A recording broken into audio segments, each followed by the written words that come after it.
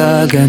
Taas ang mga boses, parang nag-uunahan sa dami ng protesta. Ang taong nanonood, naghihintay ng sagot. Tumaas ang usapan ay may magandang dulot. May mga tanong na paulit-ulit na ibinabato. May mga paliwanag na pilit na sinasalo. Bawat salita'y sinusukat ng panahon, habang ang bayan ay naghahanap ng solusyon. Hindi sigawan ang kailangan, kundi katotohanan. Hindi habang ang sukatan, kundi tapat na paglilingkod sa sambayanan. Argumento sa Senado, sana'y may malinaw na direksyon. Bawat salitang binibitawan, may bigat sa bawat mamamayan. Napakinggan ang sigaw ng bayan, huwag hayaang mawala ang pag-asa sa bawat desisyong ginagawa. Kinabukasan ang nakataya, kinabukasan ang nakataya.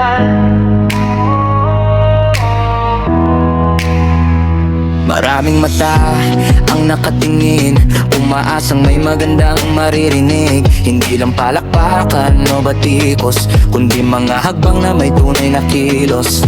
Bawat batas na kanilang binubuo, sana'y para sa ikabubuti ng tao. Hindi para sa pansariling layunin, kundi para sa kinabukasan ng sambayanan. Sa gitna ng init ng pagtatalo, sana'y manaigang respeto, dahil ang bawat desisyon may epekto sa susunod na henerasyon.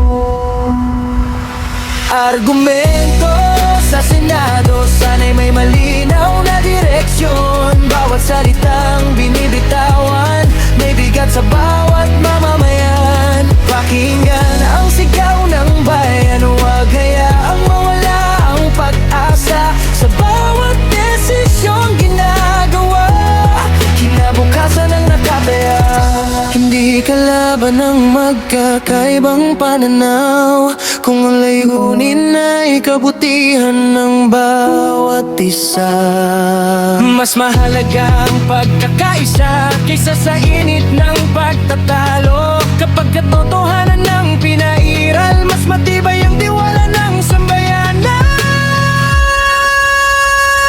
Argumento sa Senado, nawa'y maging daan ng pagbabago. Bawat tinig ay may pananagutan, sa bawat Pilipinong umaasa. Kung puso ang tunay na magsisilbi, mas gaganda ang bukas ng bayan. Sa pagkakaisa at katapatan, doon magsisimula ang tunay na pagbabago. Sa huli, ang bayan pa rin ang mahalaga, hindi ang ingay kundi ang bunga. Kapag ang katotohanan ang nanaig, pag-asa ang Pilipino. Muli-muling sisibol at mananariwa.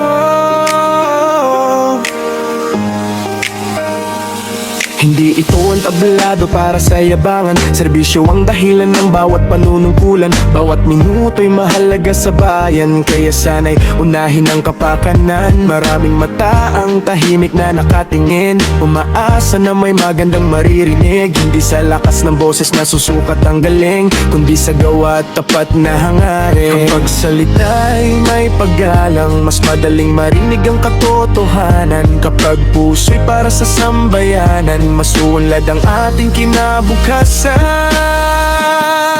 Hindi ito palabas, bayan ang nakamasid. Trabaho ang kailangan, hindi puro balayan. Hindi ito palabas, pananagutan ang dala. Pagkakaisang sagot para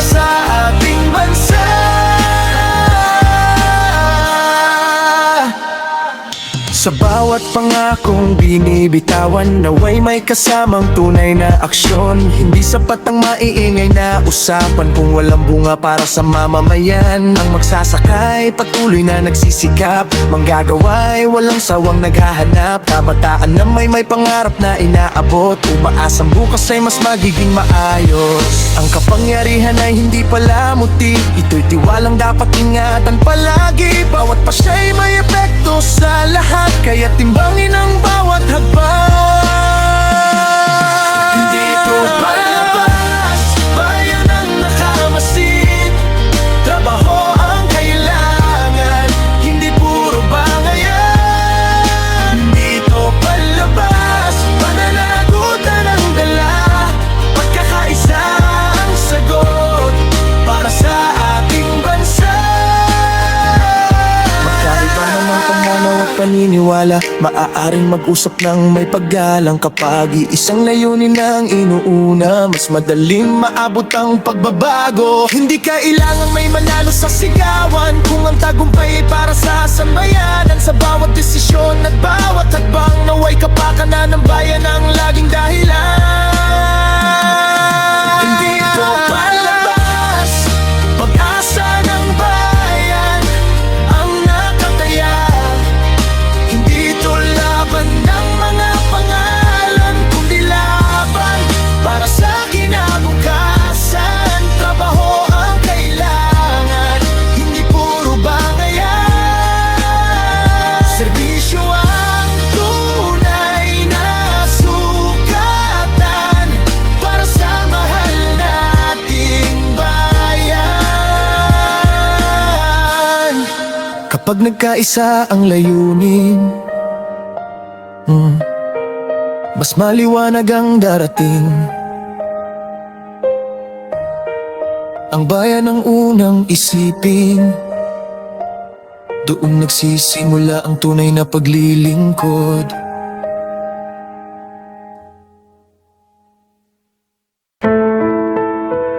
Yeah.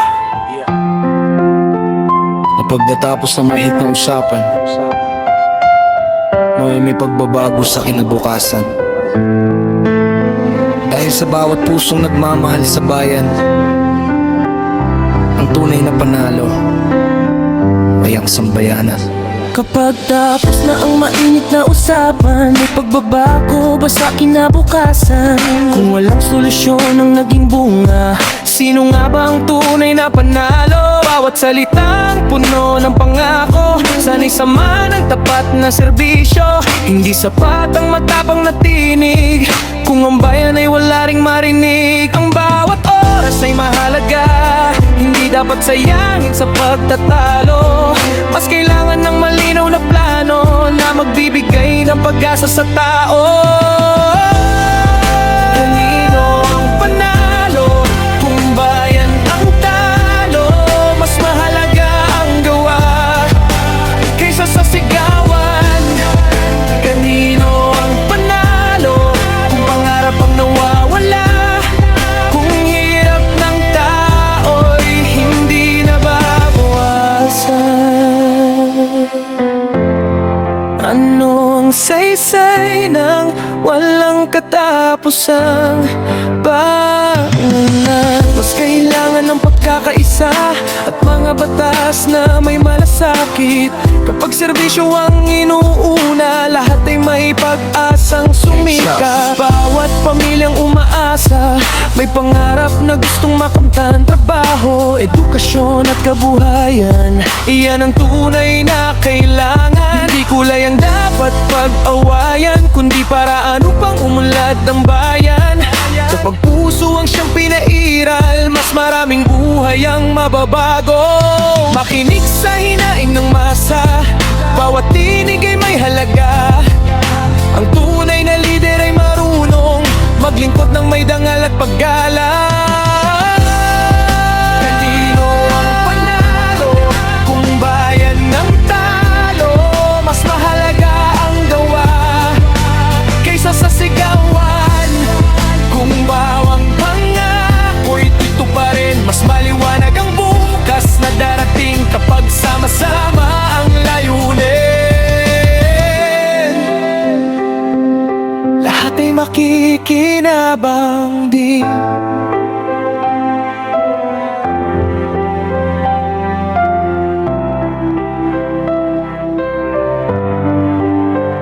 Hindi kailangan ng pagmamataas kung kapakanan ng tao ang hangat. Mas matibay ang bansang nagkakaisa kapag respeto ang siyang sandata. Sa bawat desisyong gagawin, naway kabutihan ang manaig. Dahil ang tunay na tagumpay ay nakikita sa ngiti ng sambayanan. Kanino ang panalo kung bayan ang talo? Mas mahalaga ang gawa kaysa sa sigawan. Serbisyo ang tunay na sukatan, hindi ang lakas ng sigawan. Kapag bayan ang laging inuuna, lahat tayo ang tunay na panalo. Kapag natapos ang lahat ng usapan, naway may pagbabago sa kinabukasan. Dahil sa bawat pusong nagmamahal sa bayan, ang tunay na panalo ay ang sambayan.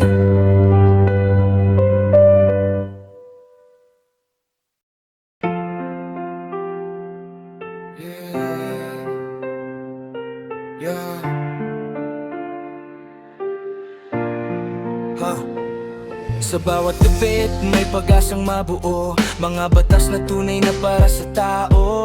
Ang sigaw ng masasanay marinig sa bawat desisyong kanilang pipiliin. Hindi sa ingay na susukat ang tagumpay, kundi sa serbisyong tapat na ibinibigay. Bawat pangakong nigkas sa harapan, sana'y maging gawa, hindi lang usapan. Magkaiba man ang pananaw at paniniwala, iisa pa rin ang hangarin ng bansa. Makinig muna bago magpasya para sa kinabukasan ng bawat pamilya. Boses ng bayan, huwag kalimutan, kayo ang aming kinatawan. Respeto at katotohanan, yan ang tunay na kailangan. Bawat boto'y may kasamang tiwala, huwag kayang ito'y masayang pa. Boses ng bayan ang gabay niyo para sa bukas ng bawat Pilipino. Pilipino, oh. Hindi ito laban ng pangalan, kundi paglilingkod sa sambayanan. Ang bawat batas na inyong lilikain, sana'y kapakanan ng lahat ang isipin. Kapag nagkaisa ang isip at puso, mas magiging matatag ang ating mundo. Sa bawat takbang at bawat pasya, naway bayan ang laging mauna. Hindi perpekto ang bawat paglalakbay, ngunit may pag-asang laging nakaalalay. Kapag bukas ang isip at tapat ang layunin, mas maraming pangarap ang maabot natin. Boses ng bayan, huwag kalimutan, kayo ang aming kinatawan. Respeto at katotohanan, yan ang tunay na kailangan. Serbisyo ang tunay na sukatan, hindi ang sigawan o bangayan. Boses ng bayan ang aming awit, pag-asa ng bukas ay sama-samang aabutin. Sa bawat tinig ay may pag-asa, sa bawat puso'y may pangarap na dala. Hanggat may pagkakaisa at paggalang, patuloy na aangat ang ating bayan. Boses ng bayan, huwag kalimutan, kayo ang aming kinatawan. Respeto at katotohanan, yan ang tunay na kailangan. Bawat boto'y may kasamang tiwala, huwag kayang ito'y masayang pa. Boses ng bayan ang gabay ninyo para sa bukas ng bawat Pilipino. Pilipino.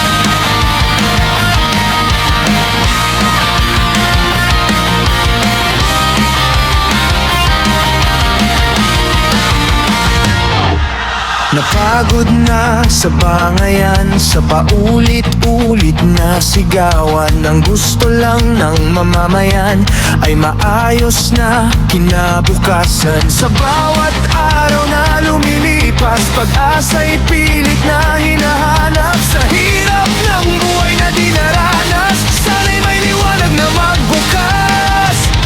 Hindi na sapat ang pangako kung walang aksyong totoo. Panahon ng magtulungan para sa buong sambayanan. Para sa Pilipinas, sana'y magkaisa. Iwan muna ang politika kung bayan ang nakataya. Para sa Pilipinas, tayo'y magkagabay. Sa hirap patagumpay, walang maiiwan sa ating laban.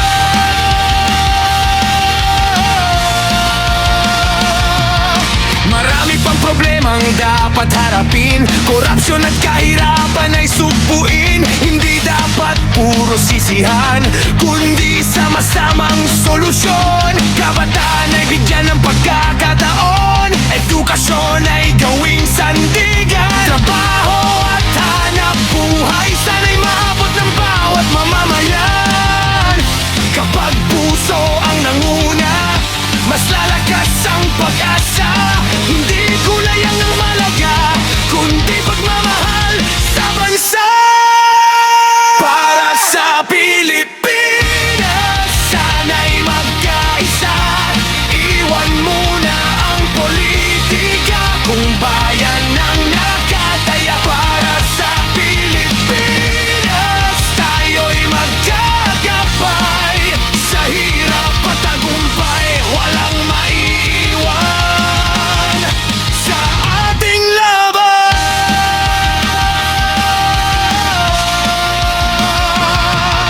Sa bukid man o sa lungsod, may pangarap na sinusunod. Mangingisda at magsasaka, sila'y haligi ng bansa. Mga manggagawang pagod na, patuloy pa ring lumalaban. Para sa kanilang pamilya at sa kinabukasang inaasam. Kapag bayan ang panalo, lahat tayo'y panalo. Kapag pagkakaisa ang nanaig, mas matatag ang tatahaking landas. Hawak kamay nating abutin ang pangarap ng bawat Pilipino. Walang maliit o malaking tao, sa bansang ito'y pantay-pantay tayo.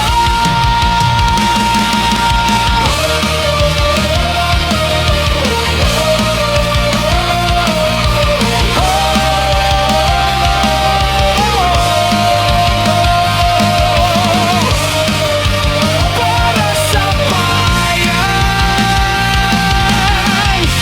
para sa kinabukasan, para sa Pilipinas. Ito ang aming panawagan, serbisyo, dangal at katapatan. Para sa minamahal na bayan. Para sa Pilipinas, lakas ay buhay pa rin sa puso ng bawat Pilipino na patuloy na nangangarap. Pilipinas, mahal ka namin at para sa'yo ay aaritin. Sa bawat himig at panalangin, pag-ibig namin ay mananatili. Pilipinas, aming tahanan. Ikaw ang aming inspirasyon hanggang sa susunod na henerasyon. Pagkalan mo'y aming ipagmamalaki.